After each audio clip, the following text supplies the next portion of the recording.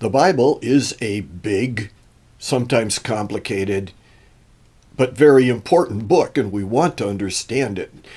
Sometimes when we try to understand it in English, the problem isn't with the Bible or with the translation, it's with the English itself. And if you're a little OCD like me, even if something isn't really important for doctrine in the Bible, you want to understand it all. You want everything to make sense. And an example of that for me is in Daniel chapter 2, verse 5. Nebuchadnezzar has a dream, and he thinks the dream is important, and he wants it interpreted, but he doesn't want his wizards to be scamming him. He wants to know that they know what they're talking about. Daniel 2, verse 5 in the King James says, "The king answered and said to the Chaldeans, 'The thing is gone from me. If ye will not make known unto me the dream with the interpretation thereof, ye shall be punished severely.'" And that always bothered me because I thought, if the king doesn't remember the dream, how can he say that they're wrong?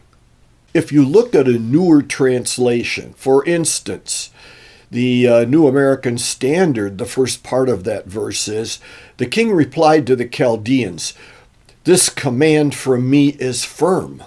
When he calls the astrologers or the wizards or his advisors in, he has already made the plan that he is not going to tell them the dream. Probably has written it down ahead of time, has his scribe in there and says, "Hey, I'm going to make a law. Write this down. I'm going to ask my wizards to interpret a dream, but I'm not going to tell them what the dream is. They have to tell me what the dream is, and then I know they won't be scamming me. And if they cannot tell me what the dream is, I am going to do some very bad things to them." So he writes this all down, and he has made it into a law, then calls his wizards in and says, "The thing has gone from me." The thing being that law that I just wrote. The thing has come from me. The thing has gone out to the public from me. All the different ways we can read English. The thing. What's the thing? Is it something before or is it something after? Has gone from me. Gone. Does that mean he forgot it? Or does that mean it has originated from him and he has sent it out? So the King James isn't so widely off track there.